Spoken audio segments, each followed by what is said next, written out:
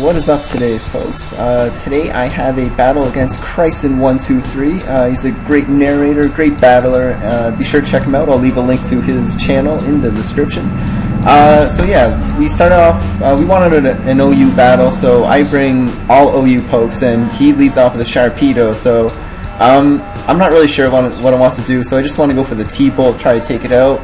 But he endures, and I was like, oh, I should have went for the substitute, should have saw that coming, and now he's got a Salic Berry, and I don't want my Gengar to get hit by a Crunch, so I'm just going to go out into my Cinderella expecting a Crunch, and, yeah, this, I know I don't resist the hit, but I know I can at least take one, and wow, it doesn't even do half damage, so I'm going to be able to take him out with an extreme speed and just go from there, so looking good for me. I am banded, so I am going to be locked into the extreme speed, so whatever he goes into, I'm probably going to have to switch out, and it's a Jirachi, so he must know I'm banded at this point. Maybe maybe he just knows this set. It's probably pretty popular, because no one else carries the extreme speed in OU, so makes sense that I would be banded, I suppose. So this Jirachi, I don't know what to do, so I just go into my Gengar potentially as Death Fodder, but he starts setting up, which is great for me because he goes for the light screen, so I can just sub down a few times, and this is my plan at this point. I'm just going to want to sub down as much as possible and try to wear out those turns of light screen just in case I want to go into a special attacker after I get rid of this Gengar. But yeah, I'm just gonna sub down one more time. I'm gonna get the Bataya Berry, and it's gonna. I'm thinking it's gonna trick him a little bit, just because you see the Bataya Berries, and you think, oh, he's gonna go for the attack, so gotta stay in here and take it. But no, I'm just gonna go for the Destiny Bond, because I know I can't take out this Jirachi because it does still have the light screen up in this turn, and my attacks, they're not gonna do anything to a Jirachi. But yeah, so Destiny Bond takes it out. Get out of here, sucker. So my Jirachi's down, so I kill two of his pokes. He's only taking out my Haunter, which is a great trade-off because Jirachi's, it's a really good Pokemon. And he sends in a Linoone. And I only know one set on this guy, so I'm predicting he has that set. And I'm thinking he probably has like Substitute, Belly Drum, and whatever else those guys like to carry. So I'm just gonna go for a Dragon Dance on him, and yeah, so but in comes Swampert. I take a quick peek at my team, and yeah, Swampert's definitely a problem for me, I'm thinking. So I just want to do as much damage as possible with it, knowing if that Linoone comes in at any point, I have a Weezing for it, so it's not going to be a big deal to me. I managed to take the Ice Beam, which with like 25 HP, but still, 4 times super effective hit on my Salamence. I definitely did not expect to take that, so I guess that's kind of good to know for the future, that I can take at least one from full health.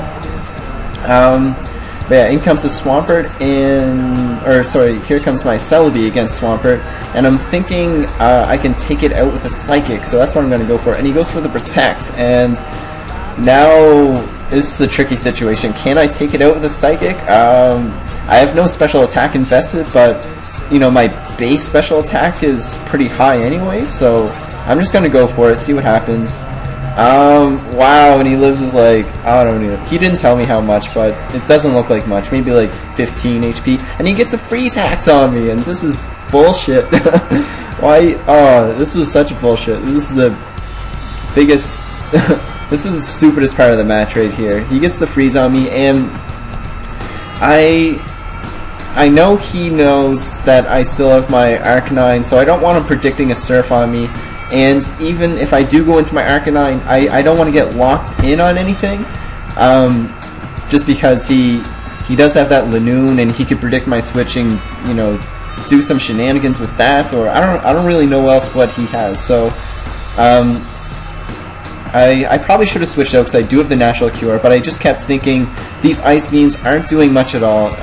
If I Unthaw here, I can be, I can get back into a good standing or something, but this is my last chance at this point. I need to recover up badly, or else he's going to take me out. So I defrost, yay! So that's really good for me. I thought this Swampert was just going to do work to me, so yeah. So now I know that Psychic doesn't do anything to him, so and his ice beams aren't doing much to me, so I'm just gonna toxic stall this guy. Change of plans. I should have just taken him out with that psychic earlier, but this game is stupid and doesn't like me and gets me freeze hexes against me and just nonsense. Nonsense, I say. Anyways, toxic's on him, and there's really not much he can do to me unless he gets another freeze hex, which he was asking for it too. Like we were chatting while we were playing, and he's like, "There's gonna be another freeze hex. You wait." And I definitely did not want that to happen. So Viper comes in, and I have no speed invested on my Celebi, so I don't want to take a Sludge Bomb to the face. My Celebi is my special defensive wall, so Sludge Bomb's not going to be good against me, so I'm just going to go into my big Wheezy. Gym Leader Koga takes those hits like a pro, and yeah, I'm just going to go for the Will-O-Wisp. I know he can send in Swampert at this point, but I'm not worried if he does go back into it, just because I'm just going to go back into my Celebi, and he can predict the switch if he wants, because those Ice Beams weren't doing anything to me. So because Weezing is my defensive wall, I'm just going to get out of here not wanting to take a Surf or an Ice Beam for that matter, and send my Apple back in, and Celebi, she takes that Wada like a pro. So yeah, water attack doesn't do anything to me, and yeah, this part coming up, I guess like anytime my Celebi is in, you can tell it's probably going to be a bit stallish, just because my moveset is, you know, meant to just heal toxic and you know, wall things basically. So yeah, that's all I got for this Swampert at this point. So gotta do it. If I want to win, I gotta do it, and that's what I do. Swampert goes down. That's good. And what does he send in next? He has that Lanoon, Seviper, and Cacturn, and I don't know how fast this guy is. I'm just going to go for a Toxic anyways, and he goes for a Substitute. So that was really good for me that I outsped him and managed to get the Toxic up, because yeah, these Cacturns, I fought a few of them before. They weren't too much of a pain, but yeah, I'm not really sure what to do to this one. I know he's not going to go for the grass move on my Celebi, so I'm going to switch out. But he goes for the Focus Punch. Doesn't really do much of anything to my Swampert, so I think I'm just going to go for the Protect here to stall him out.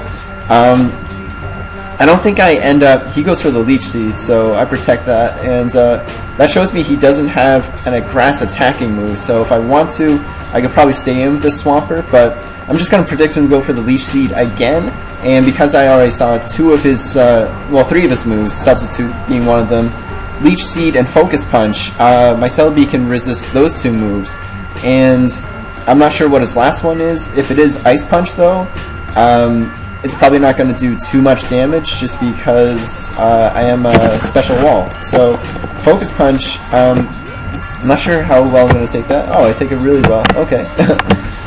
Yeah, like I said, I do resist it. I am a special defensive wall, but yeah, I guess resistances help out a lot there. So, yeah, I don't end up taking out his sub at all while he's in. He's just gonna, you know, try to do as much damage. There's the last move, Thunder Punch.